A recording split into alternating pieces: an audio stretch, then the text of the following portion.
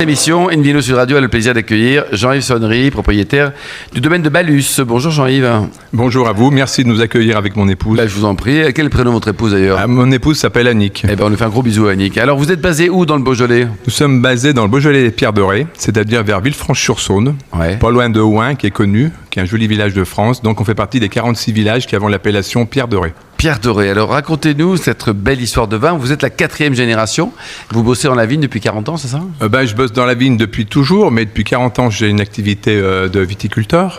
Mais vous savez, mes arrière-grands-parents, mes parents étaient vignerons et on a continué parce qu'on est passionné de notre terroir et notre métier. Et c'est vrai qu'on a un beau bureau parce que tous les matins on a des arbres, des haies, des vignes, du pré. Et donc vous êtes un homme heureux? Je suis heureux et comblé. Et puis en plus, vous êtes bien marié parce qu'elle est formidable. Vous l'aimez, votre femme, hein? J'aime ma femme, oui. Bon, c'est pour ça, parce qu'on ne peut pas réussir sans amour et tout seul, c'est difficile. Il faut être très fort. Oh, c'est trop mignon. Hélène. Mais j'adore. Qui est notre amour, d'ailleurs, Hélène de l'émission. Écoutez, en tout bien, tout honneur. Hein, ça fait beaucoup d'hommes dans le studio, mais enfin bon, on en rediscutera plus tard. Donc effectivement, vous êtes la 4e génération, on le disait. Cela dit, il y a de la vigne depuis très longtemps chez vous, 1772. Oui, c'est un ancien couvent. Ça appartenait au château de Bagnols. Donc, il y a aujourd'hui un château de restauration de luxe qui appartient à Jean-Claude Lavorel. Un garçon formidable qui a plusieurs, notamment le Chabichou. Tout à fait. Oui. Et Oravati à Brouilly, au nord. Et donc, nous, depuis toutes les générations, mes parents ont été ouvriers et métayers. Après, ils sont accédés à la propriété. Mais une partie du domaine, du côté de ma mère, venait de son arrière-grand-père qui l'avait acheté au château, d'ailleurs. D'accord. D'accord. Et donc, de fil en aiguille, voilà, c'est arrivé jusqu'à vous. Vous avez repris en 1986, c'est ça? J'ai repris en 86, oui. Et on était coopérateurs. J'étais vice-président d'une coopérative de Thésée. Et puis, avec le temps, on était passionnés. On avait un joli terroir, un joli coteau. On a décidé de se retirer progressivement de la coopération. On a commencé en 97 en plantant de la vigne qu'on n'a pas inscrit. Vous savez, les parcelles appartiennent à la coopération et on peut les retirer régulièrement en fonction de 10-15 ans, en fonction du cahier des charges de la coopérative. Et on a commencé avec 5000 mètres. On a fini de retirer en 2018 et aujourd'hui, on vinifie tout au domaine. Et là, vous avez démarré avec 0 client en fait, hein? 0 client. Pas de marque, pas de client. Non, rien. Mais envie de le faire, quoi. Envie de faire et ça, vous savez, dans la vie... C'était décidé ainsi parce qu'on n'a rien provoqué, ça s'est fait automatiquement. Ballus, ça vient de Baptiste et Lucille. Vos enfants? De nos enfants, donc on a décidé ça. Mon fils est né en 94, ma fille en 99. On a créé le domaine en 99. Si on n'avait pas eu ces prénoms, on n'aurait pas pu appeler le domaine comme ça. C'est la vie. Et le domaine, ça nous plaît. C'est joli, Ballus, on est heureux. C'est très joli, quoi. David Cobol, un commentaire peut-être sur les vins du Beaujolais, les grands vins du Beaujolais? Alors, surtout sur cette région qui s'appelle les Pierres Dorées, parce que la couleur de la pierre est effectivement dorée. C'est une magnifique région. C'est la partie sud du Beaujolais qui surplombe Lyon, au nord de Lyon.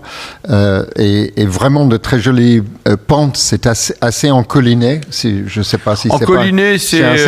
Mais j'aime beaucoup David pour son encollinage. Oui, c'est du relief. Bonne tête encollinée, David, hein, c'est vrai. Et il y a beaucoup de très bons vignerons. En revanche, je n'étais pas convaincu. J'ai assisté à l'aveugle à des dégustations quand il y avait la discussion sur est-ce qu'il fallait faire une autre appellation là. Ouais. Je n'étais pas convaincu que c'était tellement différent. Il y avait des très bons vins. Il y avait des vins, comme dans toute zone, il y a des vins très différents. Je suis contre la multiplication des appellations. Je trouve que le vin est déjà assez compliqué. On est en train de le rendre de plus en plus compliqué pour les consommateurs. Je trouve que ce n'est pas une bonne idée. En revanche, cette région est très belle. Il y a beaucoup de très bons vignerons dedans. Ça, oui. Ouais. En quelle appellation d'ailleurs vous êtes? Nous, on a plusieurs appellations. Notre appellation de cœur, c'est l'appellation des Beaujolais des Pierres Dorées. Oui. Donc, si je peux me permettre de rebondir sur vous dire, c'est que on a ça s'appelle une DGC, c'est une dénomination géographique complémentaire, c'est pas une appellation, et qui a été créée par un collectif de vignerons des 43 communes des Pierres Dorées. À l'initiative, au début, c'était le syndicat d'initiative des Pierres Dorées en 62. En 90, il y a eu une dynamique des vignerons qui a voulu mettre en avant les Pierres Dorées. Et depuis 2017, on a présenté à l'INAO un cahier des charges, mais pas pour une appellation inclue, pour une mention. Une mention.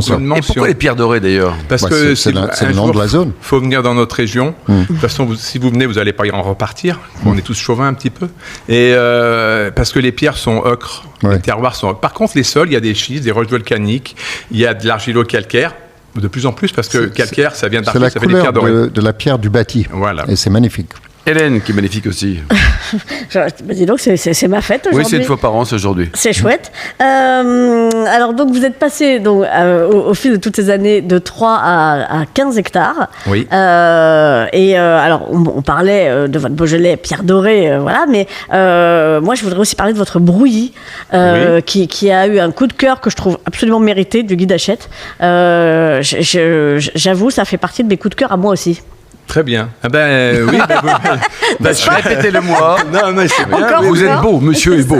Non, mais c'est vrai qu'on on vient d'une région, c'est les Pierres Dorées, c'est le sud, mais on a aussi des vignes, c'est facile, à côté du château de la Chèvre et du château Tivin. Ça s'appelle le Moulin Fabre. Belle référence. C'est Donc voilà, on de est très pas très mal beaux déjà. voisins. Et on a des vignes aussi en Beaujolais Village, aux Grandes Bruyères, sur la commune de Saint-Étienne-les-Ouillères. Ah oui. Mais notre grosse partie du domaine se situe à Bagnols. À Bagnols, quoi. Voilà. Tiens, vous nous rappelez les crus du Beaujolais? Les crus du Beaujolais. Sans il y en en a oublier 10. un seul, autrement c'est la fessée Oui, avec Annick. je vais essayer. Donc il y a le Régnier qui est le dernier.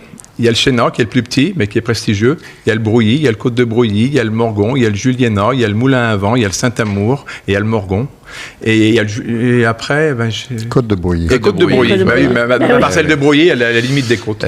Bravo, 20 sur 20, Jean-Yves. Impeccable. Vous faites du Bourgogne aussi, Bourgogne blanc notamment. Oui, on fait du Bourgogne blanc, des coteaux bourguignons et du crémant de Bourgogne, mais en bouteille, tout le temps pour la bouteille.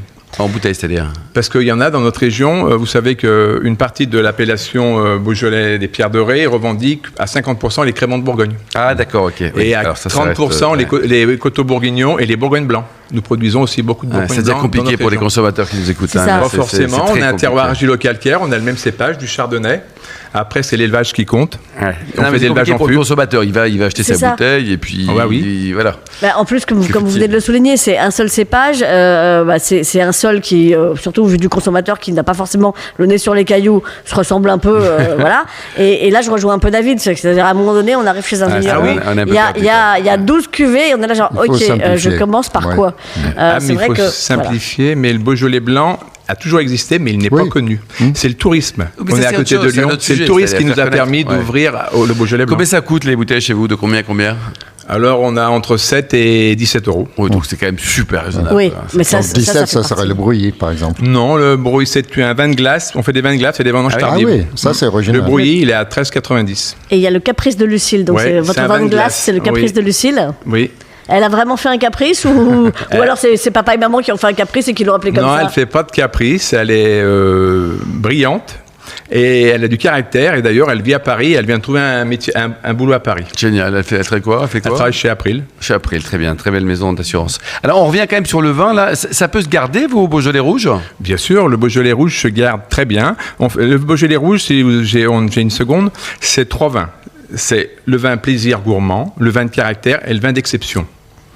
Donc, en fonction de la cuvaison, on aura un rendu avec les Un des tanins, trois. la souplesse. On aura un plus ou moins de matière. David Cobol, dans vous le avez vin. un souvenir d'un vin du Beaujolais, un cru du Beaujolais rouge qui a été dégusté il y a longtemps, qui vous a ému? Oui, ça venait d'ailleurs d'un château que vous avez cité, Château Tivin, qui font des magnifiques cuvées, entre autres de garde, et qui peuvent se garder 10-15 ans sans le moindre problème. Température de service, ça c'est important, Jean-Yves. La température de service pour les rouges, c'est entre 16 et 18 pour les vins de garde.